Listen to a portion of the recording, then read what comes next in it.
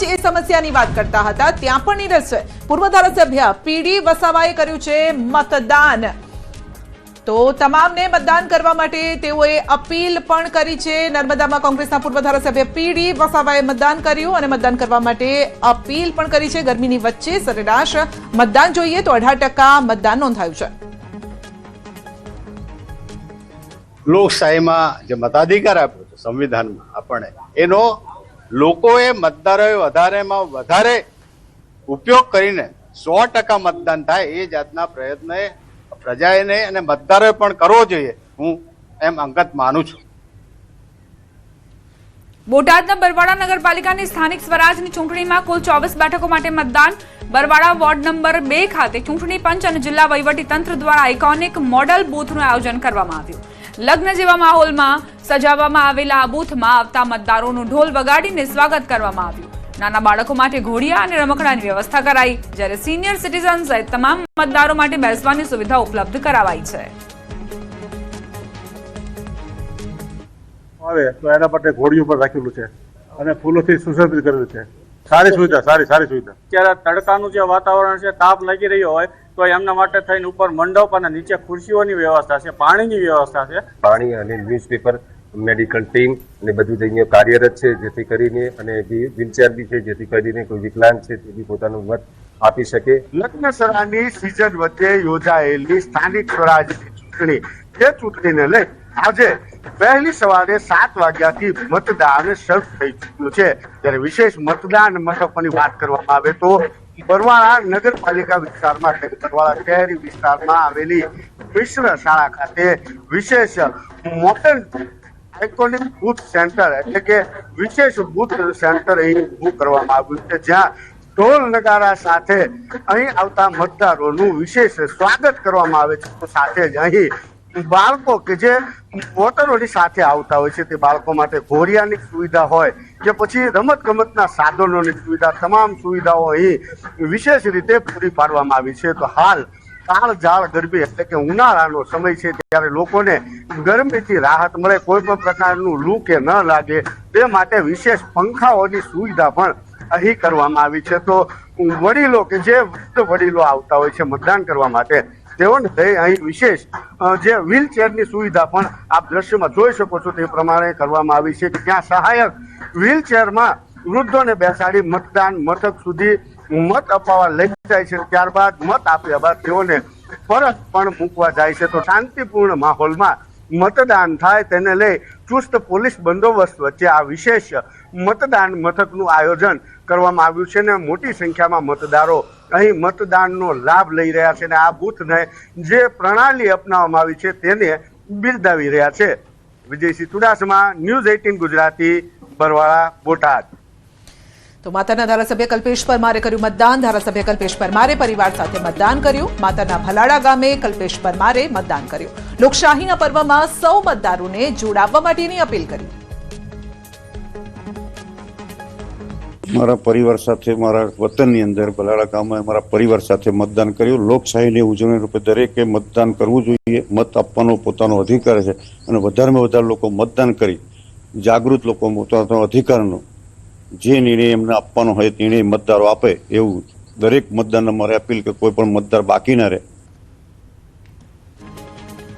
સુરતથી સમાચાર। કેન્દ્રીય મંત્રી સી.આર. પાટીલે પરિવાર સાથે મતદાન કર્યું। સી.આર. પાટીલના માતાએ મતદાન કરી યુવા પેઢીને ઉદાહરણ પૂરું પાડ્યું। 89 વર્ષની વય મતદાનને લઈને ઉત્સાહ જોવા મળ્યો। લોકોને પણ મતદાનની અપીલ કરી। સી.આર. પાટીલે લોકોને મતાધિકારનો ઉપયોગ કરવા માટે કહ્યું। લોકશાહીને મજબૂત કરવા અને મતદાનની ફરજ નિભાવવા માટે આહવાન કર્યું।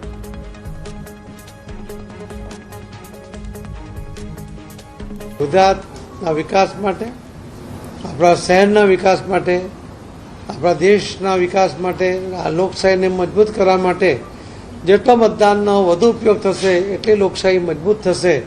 એના પ્રત્યે નિરાશા ન વ્યક્ત કરો, એને ટાળવાનો પ્રયત્ન ના કરો, એ ફરીથી આપ સૌને નમ્ર વિનંતી છે। ખૂબ ખૂબ ધન્યવાદ।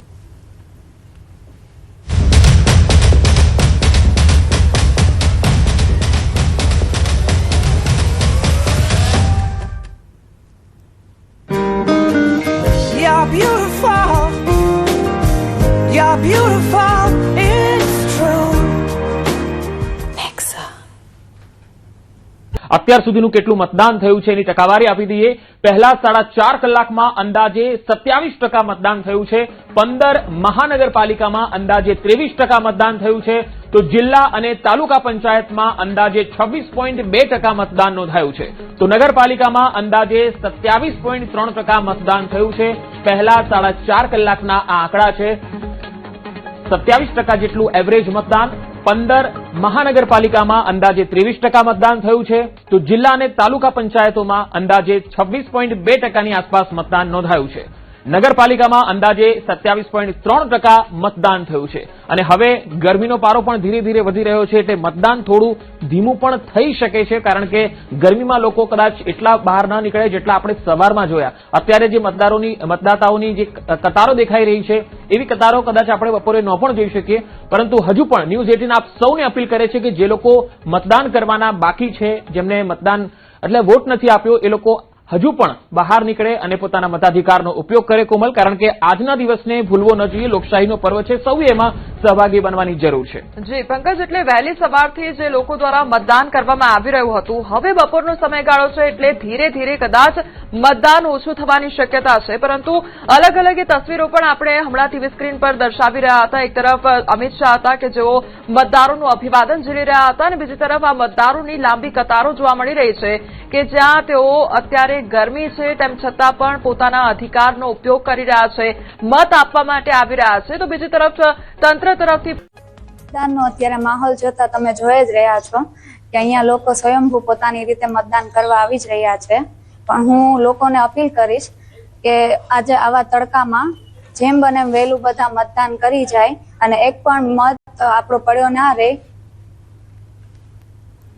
વડોદરાની પોર બેઠકના ભાજપ ઉમેદવાર અંકિતા પરમારે મતદાન કર્યું. મીડિયા સ્ટાર અંકિતા પરમારે તેના પતિ સાથે મતદાન કર્યું. મતદારોની મતદાન કરવા માટે અપીલ પણ કરી.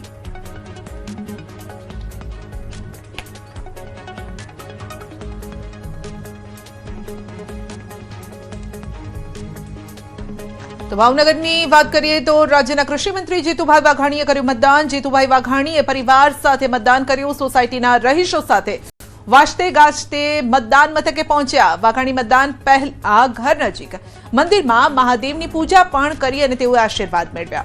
વધુમાં વધુ મતદાન કરી લોકશાહીના પર્વની ઉજવણી કરવા અપીલ કરી.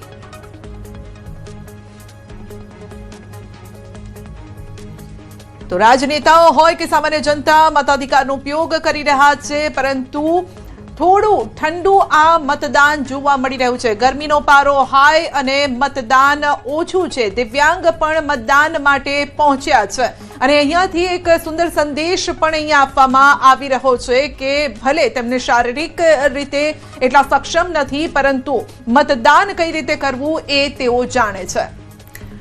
આવા જે નાગરિકો છે તે ખરેખર એ યુવાનો માટે સંદેશ સમાન છે, ઉદાહરણ સમાન છે, જેઓ અત્યારે પણ ઘરે બેઠા છે, આળસ નથી છોડી રહ્યા. બપોરે ગરમી આકરા તેવર બતાવશે, તેમ છતાં પણ અમે આશા રાખીએ યુવાનો પાસેથી કે તમે પોલિંગ બૂથ સુધી પહોંચશો અને મતદાનની પ્રક્રિયામાં સામેલ થશો. કારણ કે આ અશક્તતા વચ્ચે પણ ઘણા એવા જે દિવ્યાંગ વ્યક્તિઓ છે તે પહોંચી રહ્યા છે, જવાબદાર નાગરિક તરીકેની પોતાની ફરજો અદા કરી રહ્યા છે. ટેલિવિઝન સ્ક્રીન પર એવા જ એક વ્યક્તિ સાથે અમે તમારી મુલાકાત કરાવી રહ્યા છીએ કે જેમણે આ લાંબી કતારમાં ઊભા રહીને પોતાના મતદાન માટે રાહ પણ જોઈ અને ત્યારબાદ મતદાન કર્યું. બિલકુલ, સામાન્ય રીતે આપણે જ્યારે મતદાન કરતા હોઈએ છીએ ત્યારે આપણી હાથની આંગળી ઉપર નિશાન બતાવતા હોય છે, પરંતુ આ એવા વ્યક્તિ છે કે જેમને બંને હાથ પણ નથી અને તેમ છતાં તેઓએ મતદાન કર્યું હતું. તો જીતુ વાઘાણી કૃષિ મંત્રી જેઓ વાજતે ગાજતે પહોંચ્યા હતા, ઢોલ નગાડા સાથે તેઓ પહોંચ્યા હતા અને તેઓએ મતદાન કર્યું હતું અને લોકોને સંદેશ આપ્યો. મેં આજે મારા પરિવાર સાથે અને સોસાયટીના સૌ રહીશો સાથે મતદાન કર્યું છે. સમગ્ર ભાવનગર શહેર, ભાવનગર જિલ્લો, નગરપાલિકા, તાલુકા પંચાયત, જિલ્લા પંચાયત, મહાનગરપાલિકા, સમગ્ર રાજ્યની અંદર એ યોજાઈ રહી છે. ત્યારે હું ભાવનગરવાસીઓને, જિલ્લાના વાસીઓને આપણા મતાધિકારનો ઉપયોગ કરવા માટે વિનંતી કરું છું. લોકશાહીનું ઉત્તમ પર્વ સૌ સાથે મળીને ઉજવીએ. સૌરાષ્ટ્ર ભાજપ પ્રવક્તા રાજુ ધ્રુવે મતદાન કર્યું. ધર્મેન્દ્રસિંહજી કોલેજ ખાતે પહોંચીને પરિવાર સાથે મતદાન કર્યું. ભાજપની જીત નિશ્ચિત હોવાનો તેમણે દાવો પણ કર્યો. એકદમ નિરસતા વ્યાપી ગઈ. લોકોને મતદાન કરવાનું પણ બહુ ઓછી ઈચ્છા થાય એવું વાતાવરણ બની ગયું હતું. એવા સંજોગોમાં વડાપ્રધાન પદે નરેન્દ્રભાઈ મોદીએ આવ્યા અને જે રીતે એમણે લોકોની વચ્ચે રહી એક લોકમત કેળવવા, લોકમતને ઘડવામાં જે અગ્રીમ ફાળો આપ્યો છે, એમણે જે મહેનત કરી છે લોકોની વચ્ચે રહી અને જે વિકાસ કાર્યો કર્યા, અને કોઈ પણ રાજકીય પાર્ટીઓ, દરેક રાજકીય પાર્ટીઓએ વિકાસને પોતાના ચૂંટણી ઢંઢેરામાં લેવો પડે, વિકાસના નામે જ મત માગી શકે એવું વાતાવરણ જ્યારે નરેન્દ્રભાઈ મોદીએ સર્જ્યું છે, ત્યારે હું ફરીથી નરેન્દ્રભાઈ મોદી દેશના વડાપ્રધાન તરીકે, રાજ્યના મુખ્યમંત્રી ભૂપેન્દ્રભાઈ પટેલ અને એમને સાથ આપવા માટે જ્યારે 72 ઉમેદવારો રાજકોટમાંથી ભારતીય જનતા પક્ષના નિશાન ઉપર લડી રહ્યા છે, એ રાજકોટની પ્રજા હું માનું છું કે ખોબલે મત આપી ભારતીય જનતા પક્ષના ઉમેદવારોને જંગી બહુમતી સાથે જીતાડશે.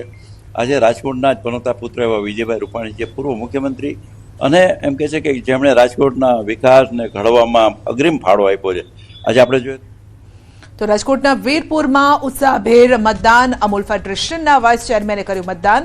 ગોરધનભાઈ ધામેલિયાએ સપરિવાર સાથે મતદાન કર્યું. લોકશાહી પ્રત્યે પ્રતિબદ્ધતા વ્યક્ત કરી મતદારોને વધુમાં વધુ સંખ્યામાં મતદાન કરવા માટે અપીલ કરી.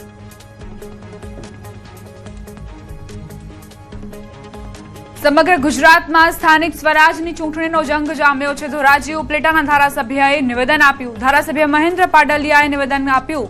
ગુજરાતને સમર્થન બનાવવા વડાપ્રધાન નરેન્દ્ર મોદીએ દેશને વિકાસની રાહ આપી.